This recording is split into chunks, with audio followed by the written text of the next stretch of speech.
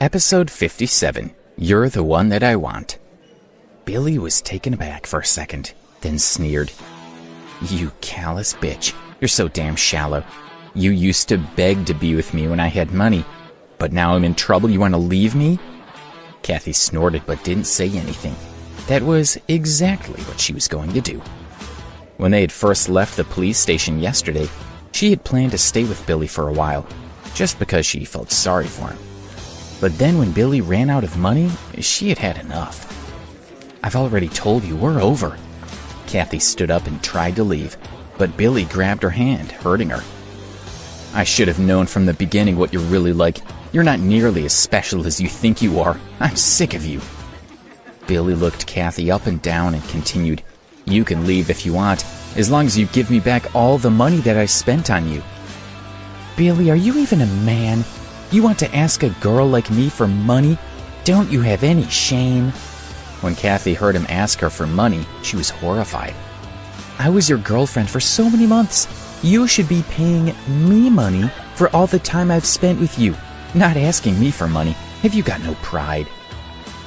I spent hundreds of thousands on you. Do you really think you were worth it? Billy was not thinking straight. First, I have to find $350,000 to pay back, and now Kathy says she's leaving me.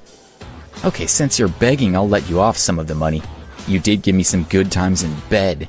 If you pay me $350,000, we'll be even. Psycho, Kathy said as she stared at Billy in disbelief. You're not getting a cent from me. It's you who has to pay back the money. You're the one the police are after. You bloody whore. Trying to get one over on me? Billy said as he looked at Kathy. Her face had 5 finger marks on it and her hair was messy. He continued, You know, I know some dangerous people. If you don't get my money from me within a week, you had better watch your back. Billy wouldn't stop talking. If you can't pay me back, you're in big trouble. Even if I have to go to jail, I'll get even for this, he whispered into Kathy's ear. His sinister sneer made her shiver. Now piss off. Billy gave Kathy a hard shove. Kathy knew a little about Billy's past. She knew that with his connections and determination, he would get his revenge if she didn't give him the money he wanted. But where was she going to find $350,000? Kathy walked past Alex in a daze. Her mind was filled with thoughts about the $350,000, and she didn't even notice him there. Alex sighed. He felt a little sorry for Kathy. When she had first fallen in love with Billy, he had worried that it would end badly, but he had never imagined it would be as bad as this. It's all Kathy's fault. She's always been so greedy. He shook his head and continued eating. Kathy walked out of the cafeteria looking dejected. All her usual energy had gone. The huge amount of $350,000 pressed down on her so heavily that she could barely breathe. Kathy sat down on the curb outside. She didn't care if her pants were dirty and other students were laughing at her. She hugged her knees and let the tears flow from her eyes. Hating herself, she thought, why did I have to aggravate Billy when I knew how angry he already was? And now what have I achieved? Not only am I not going to marry a rich man, but I have to find this huge sum of money to give him. Her mind turned naturally to Alex. When I was with Alex, he always put me first, without any ulterior motives. Even though I humiliated Alex when I left him, he never tried to get his own back on me as Billy did. Thinking about the two men, she realized how much better Alex was than Billy. If Alex is rich after all, maybe I should try to win him back. Maybe he could still care about me. Kathy couldn't help but wonder. It's been proven that it was Billy who stole the $350,000, which means that the money that Alex donated was his, which proves that Alex is rich after all. And yesterday at Graham's banquet, Alex won the diamond necklace. He is rich. If Alex was willing to help Kathy, then all her problems would be solved. Thinking of this, Kathy became excited. She felt a ray of hope. The key question now was, would Alex help her? When we were together, he gave me everything I wanted. Although I left him, he used to love me. Debbie, that peasant, has been with Alex for quite a while now, but he probably only got together with her because he was lonely and couldn't have me. I outclass her in looks, clothes, and education. If I beckon him, I'm sure Alex will come running back to me like a dog." Kathy felt much better as she thought of this. She stood up from the curb and looked around to see a few boys watching her. "Hey, gorgeous, don't be sad. Billy is a bastard. Let's go, we'll buy you a drink." The boys had seen her arguing with Billy in the cafeteria and tried to cheer her up. "Don't think I don't know that you're only after one thing," Kathy sneered at them. The sadness from earlier was long gone. "Why don't you piss off?" She snorted coldly and walked toward her dorm. She needed peace to think of a plan to win Alex back. When he had finished eating, Alex went back to his dorm to catch up with Ben and the others. They were thrilled to see him and asked him about everything that had happened. Alex didn't tell them everything about Harmony Island, only that he had been keeping a low profile and decided to come back when he heard that the real thief had been arrested. He was worried that their friendships would change if he told them who he was. How would he know whether their feelings were genuine or if they were just after his money?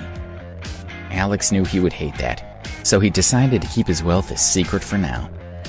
Only after they'd had lunch together did his friends stop asking Alex questions and let him go. Alex noticed that Kathy didn't attend their afternoon class.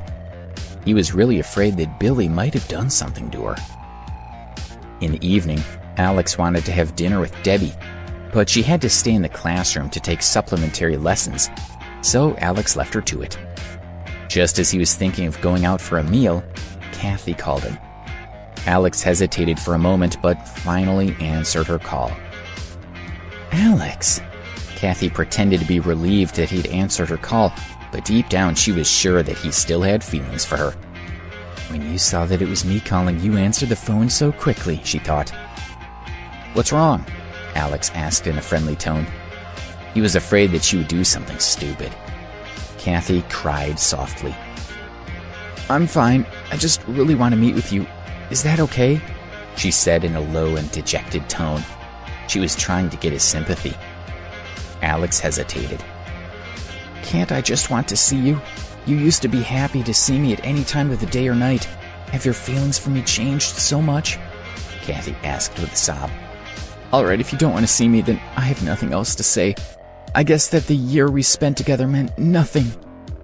She was disappointed, but she didn't end the call. "All right, I'll meet with you," Alex said lightly. "Great. Meet me right now at the Angel Bar outside the school." She quickly ended the call before Alex could change his mind. Kathy was already in the Angel. She took out her small mirror and admired herself in it. A proud smile appeared on her face. She thought, "Alex, I didn't think you would still care so much for me after so long. The moment I called you, you agreed to meet me. You have no pride left at all. However, I don't blame you. You're not blind after all. How could you not want to be with me again?" It didn't cross her mind that if Alex was there, he probably would have told her that he only agreed to meet her to get her to stop calling him. As one of the few bars outside of Preston University, the Angel was popular with university students. It was always buzzing. Alex walked into the bar and saw Kathy waving at him from a dimly lit corner seat. "Here!" she cried out. Alex sat down opposite Kathy, who called the waiter over and said, "I want a glass of champagne. Give him a single malt on the rocks." These two drinks came to almost $50, but Kathy thought, why not, since Alex will be paying? The drinks were served quickly. Kathy and Alex were sitting opposite each other at a small table. Kathy took a sip of her wine and quickly said to Alex, "I broke up with Billy. Yesterday I found out that he was a thief, and I felt terrible for blaming you for the crime. He's a total thug. I can't be with a criminal, so yesterday when the police confirmed that it was Billy that stole the money, I broke up with him straight away." "Didn't you break up this morning?" Alex asked with an amused smile as he looked at her. Kathy became emotional. "Alex, I couldn't stop thinking about everything last night when I was lying in bed. My mind was all over the place. I realized that I hate Billy. I asked myself what kind of person I want to be with, and I gradually understood the qualities that are important to me. I want someone with integrity, kindness, someone who loves me, I realized that it has nothing to do with whether he has money or not. I began to wonder if I've already met the man who's perfect for me. And I realized that I have. Do you know who my perfect partner is? Who? Alex replied hesitantly. There was a trace of tenderness in Kathy's eyes. She gradually slid her hand toward Alex. That person is you, she whispered.